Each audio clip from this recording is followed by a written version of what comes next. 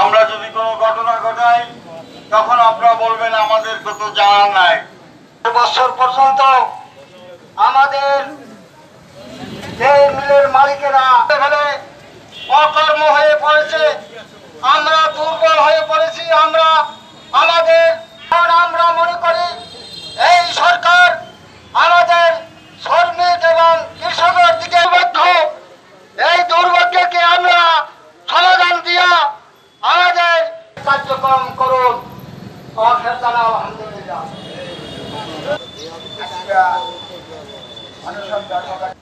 আলো আজও পাই নেই। তাই যদি আজকে আপনি আপনার মাধ্যমে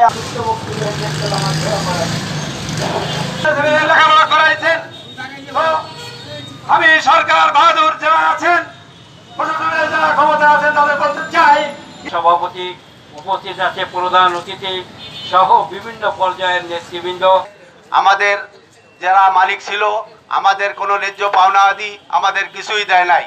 এই দেশের মালিকরা আমাদের দেখিয়ে শিল্প প্রতিষ্ঠান দেখিয়ে লক্ষ লক্ষ কোটি কোটি টাকা লোন করে, এই সরকারের টাকা লোন করে তারা বিদেশে বাড়ি গাড়ি, এই দেশে অন্য অন্য শিল্প কলকারখানা করে তারা নিজেদের ব্যবস্থা নিজেরা করছে।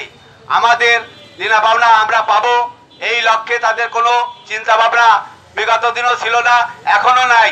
তাই বিগত 10-12 বছর ধরে আমরা এই রাস্তায় রাস্তায় দুকে দুকে মরছি, আমাদের কোনো কর্মপাত হচ্ছে না।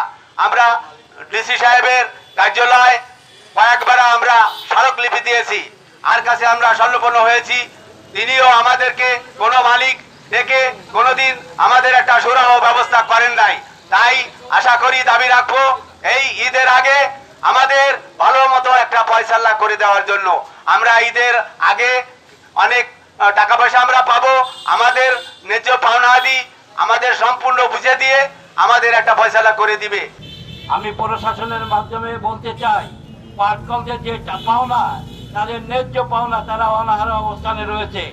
ঈদের পূর্বে তাদের সমস্ত পাওনা পরিশোধ করার দাবি জানাচ্ছি।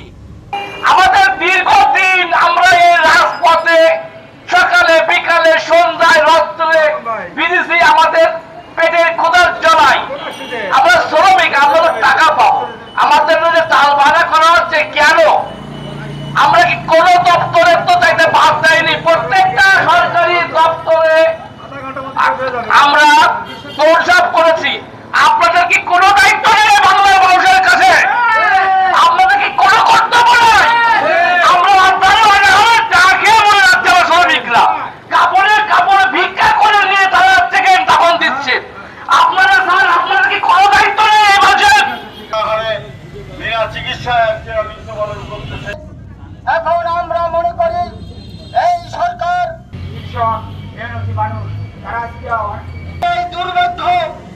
এই দুর্ভাগ্যকে আমরা এই কৌশরজামান বাবলা আওয়ামী লীগের কয়েকজন দোসরকে সাথে করে নিয়ে মনুজান সুফিয়ানের ভাই শাহাবুদ্দিকে নিয়ে এবং শেখেলাল শেখ তন্ময়ের মাধ্যমে আমার নিউ বসুন্ধরা কোম্পানির উপরে একটা অভিযোগ এনে আমাকে জেলখানায় প্রেরণ করে, যার কারণে এই 18 সালের পরে আর আমি কোনো পাওনা পরিশোধ করতে পারিনি, যেহেতু আমার সকল সম্পদ জব্দ। আমি যখন শুনলাম আজকে আমি এখানে এসে আমি একত্রতা ঘোষণা করলাম যে আমি মিলের মালিক হিসেবে পিছনে দিনগুলোতে জেলে ঢোকার আগে যেমন পাওনা পরিশোধ করতেছিলাম, আমি এই চলতি মাস থেকেই ইনশাআল্লাহ ধাপে ধাপে সকল পাওনা পরিশোধ করে দিব। আশা করি ডিসেম্বরের মধ্যে ইনশাআল্লাহ সকল দেওয়া পরিশোধ হয়ে যাবে। বাবলা গ্রুপ এবং লোনের টাকা পাচার করেছে বাবলা গ্রুপ, মিলের সকল পার্স এবং মিলের গোডাউনের পাট নিয়ে গেল বাবলা, আর আজকে সেই বাবলাই শ্রমিক না খায় থাকার জন্য দায়ী। আমাকেও আজকে জেলে ঢুকানোর জন্য দায়ী। আমার যত ক্ষতি উনি করেছেন, মিলে যত টাকা দিয়েছি আমি, পাটের টাকা, মালিকের টাকা, ব্যাংকের টাকা, শ্রমিকের টাকা, বিদ্যুতের টাকা, সিটি কর্পোরেশনের টাকা থেকে শুরু করে যত সংস্থার টাকা দিয়েছি, আমার ক্ষতিপূরণ প্রায় 450 কোটি টাকা হয়েছে। 2টা মামলা করেছি, ফৌজদারি মামলা একটা, দেওয়ানি মামলা একটা, টাকা উদ্ধার করার জন্য। মালিকানা উদ্ধার করার জন্য আমি আমার মামলার বিরুদ্ধে মামলা করার প্রয়োজন নেই, যেহেতু আমি মিলের মালিক। আমি এই 7 বছর আমাকে কারাগারে ঢুকায় যে ক্ষতিটা করেছে, এই ক্ষতির মামলা করেছি।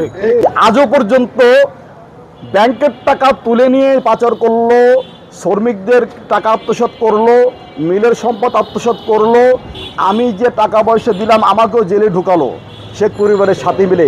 একটি বিচার দেখতে চাই, তাহলে আমি মনে করব না বর্তমান সরকার আমাদের বাংলাদেশের জনগণের পক্ষের সরকার, বর্তমান সরকার শ্রমিক বান্ধব সরকার, বর্তমান সরকার অর্থনৈতিক সমৃদ্ধি সরকার। আমরা বাংলাদেশ বর্তমানে অন্তর্বর্তীকালীন সরকারকে ধন্যবাদ জানাবো যদি আজকে আমাদের পাশে একটু দাঁড়ান।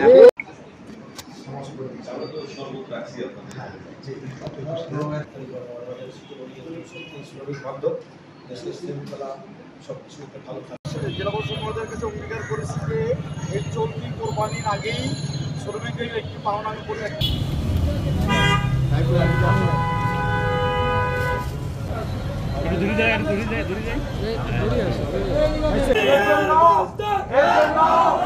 এর জন্য আপনারা